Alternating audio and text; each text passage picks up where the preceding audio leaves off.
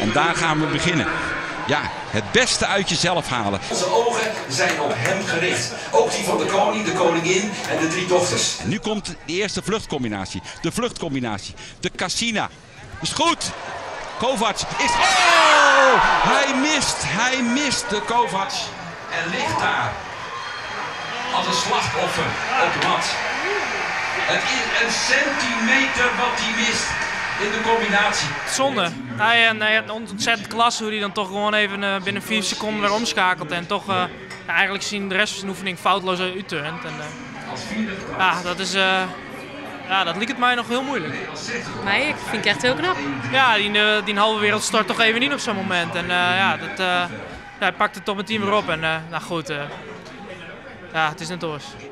Ja, nu is het klaar. Ja, ik had sowieso al het plan om een tijdje wat afstand te nemen, zeg maar, wat te gaan studeren. Eigenlijk net zoals naar Londen.